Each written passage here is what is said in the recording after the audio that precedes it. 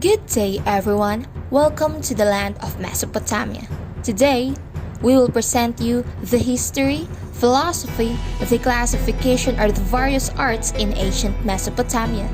So sit back, enjoy, and listen.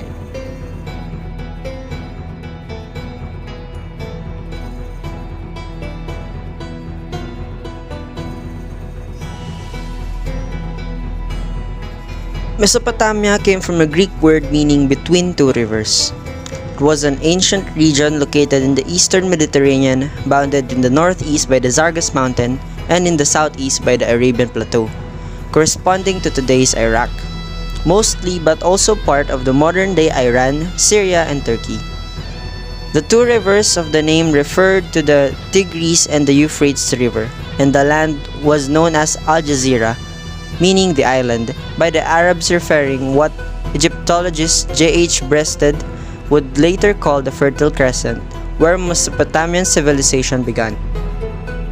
Unlike the more unified civilization of Egypt or Greece, Mesopotamia was a collection of varied cultures whose only real bonds were their scripts, their gods, and their attitude towards women. The social customs, laws, and even language of Akkad, for example, cannot be assumed to correspond to those of Babylon.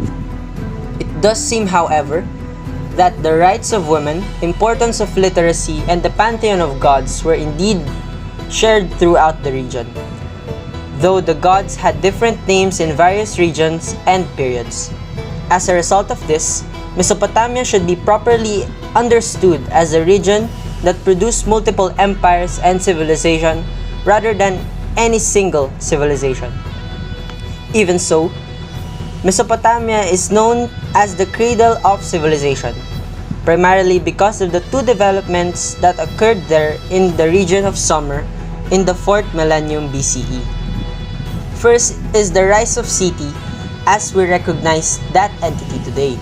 Second is the invention of writing, although writing is known to have developed in Egypt, in the Indus Valley, in China, and to have taken form independently in Mesoamerica. The invention of wheel is also credited to the Mesopotamians, and in 1922 CE, the archaeologist Sir Leonard Woolley discovered the remains of two four-wheeled wagons at the site of the ancient city of Ur, the oldest wheel in history ever found, along with their leather tires. Other important developments or inventions credited to the Mesopotamians include, but are by no means limited to domestication of animals, agriculture, common tools, sophisticated weaponry and warfare, the chariot, wine, beer, demarcation of time into hours, minutes and seconds, religious rites, the sail or the sailboat, and irrigation. Archaeological excavations starting in the 1840 CE have revealed human settlements dating to 10,000 BCE in Mesopotamia that indicate that the fertile condition of the land between two rivers allowed an ancient hunter-gatherer people to settle in the island, domesticate animals, and turn their attention to agriculture. Trade soon followed, and with the prosperity came urbanization and birth of the city. It is generally thought that the writing was invented due to trade out of necessity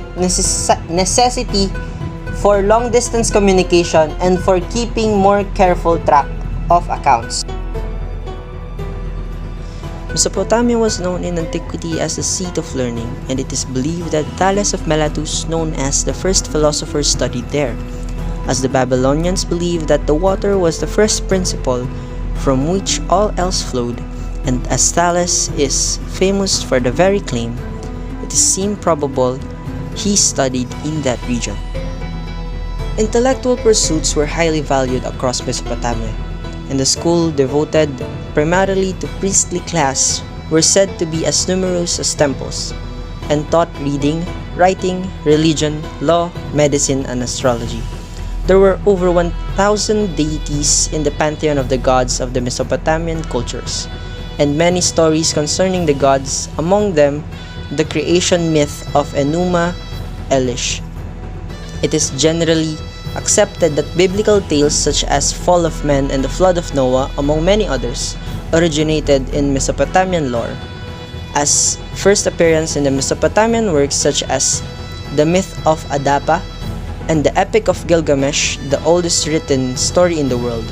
Mesopotamians believed that they were co-workers of the gods, and the land was infused with spirits and demons, though demons should not be understood in the modern Christian sense. The beginning of the world, they believed, was a victory by the gods over the forces of chaos. But even though the gods had won, this did not mean chaos could not come again. Through daily rituals, attentions to the deities, proper funeral practices, and simple civic duties, the people of Mesopotamia felt they had helped maintain a balance in the world and kept the forces of chaos and destruction at bay. Along with the expectation that one would honor one's elder and treat people with respect, the citizens of the land were also to honor the gods through the jobs they performed every day. Classification of arts. In Mesopotamia, there are two kinds of skilled workers, the artisan and the craftsman. Artisan is the most important role in the culture of Mesopotamian people. They made useful items like dishes, pots, clothing, baskets, boats, and weapons, while craftsman creates work of art that is meant to glorify gods and the king. Now presenting the leading Mesopotamian arts in sculpture and architecture.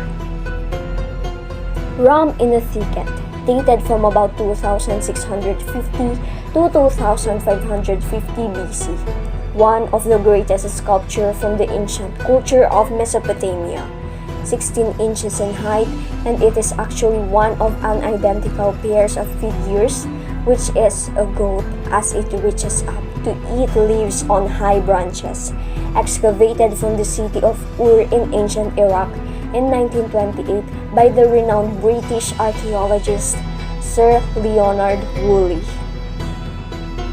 The Great Ziggurat of Ur, one of the largest and best preserved ziggurats of Mesopotamia. The ziggurat at Ur and the temple on its top were built around 2100 before Christ era by the king Ur-Nammu of the 3rd dynasty of Ur for the moon goddess Nana, the divine patron of the city-state. Tel Asmar Hoard, dated from about 2990 to 2550 BC. It represents Mesopotamian gods and goddesses and their worshippers. It is a collection of 12 human effigy statues that was carved and modeled from alabaster.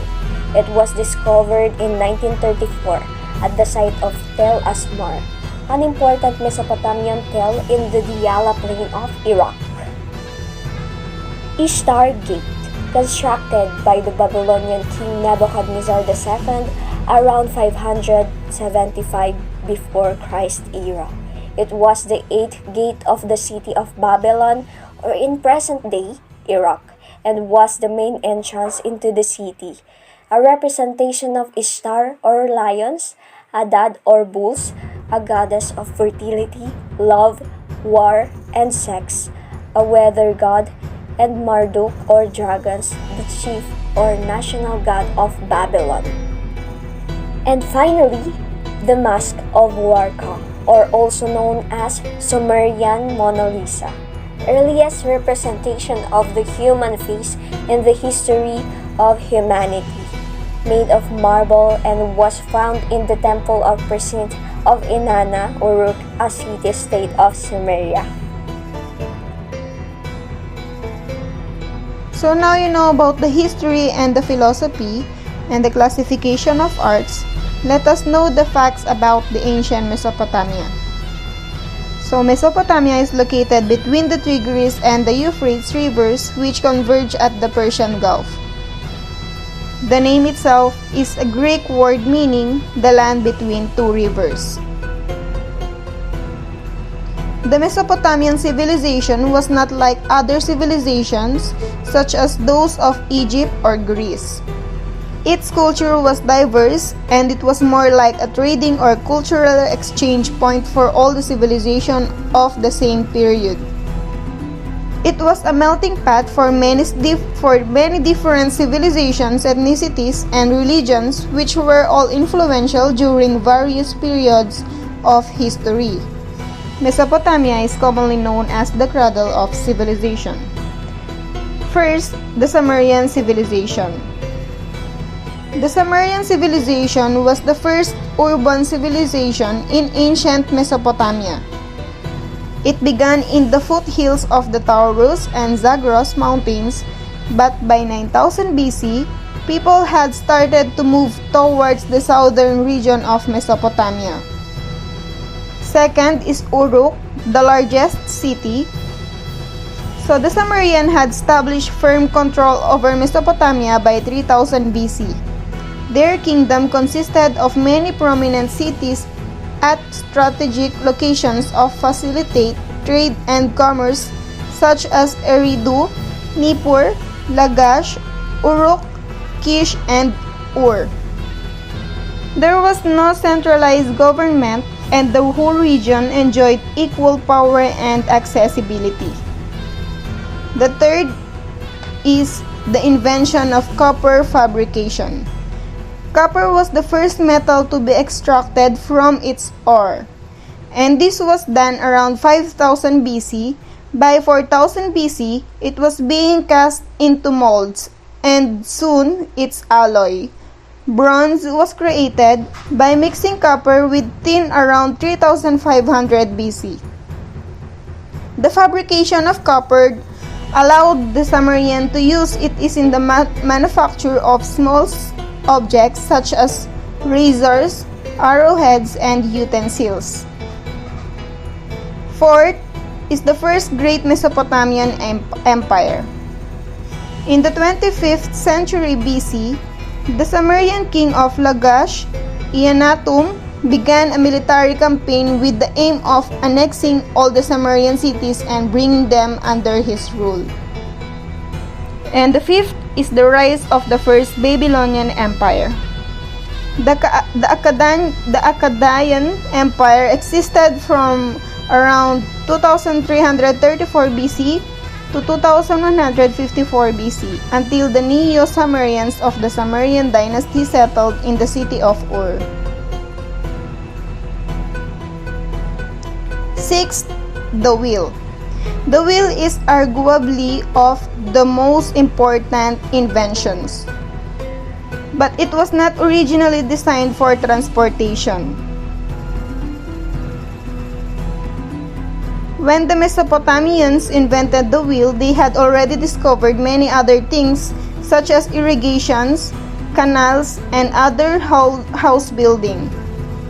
But the wheel opened the door wide for further developments such as chariots, the wheel axle, and the pulleys. Seventh is the ancient beer recipes. Beer was easy to make as it needed only cereals, sugar, and time to ferment. So it became a popular drink in the 5th millennium BC. Beer was so popular that the Sumerians even had a goddess of beer, or alcohol in general, called Ninkasi, and there are poems dating from around 3900 BC dedicated to her. 8 is town planning. The poem, The Epic of Gilgamesh, give us an indication of early town planning and architecture. The poem describes the construction of the city of Uruk, which played a leading role in the urbanization of the Sumerian civilization in 3500 BC. 9th is cursive writing. Writing has always been a reliable way of passing knowledge to the next generation, although written text existed in other civilizations such as the Indus Valley, Egyptians, and Greek civilization, and it was also very important in Mesopotamia. And cartography. The most primitive maps that exist today are carvings on rocks and caves, mostly representing the local topography of the area. The earliest of this dates back to 25,000 BC and is a map of Mesopotamia. And that's all for the Mesopotamia. Thank you.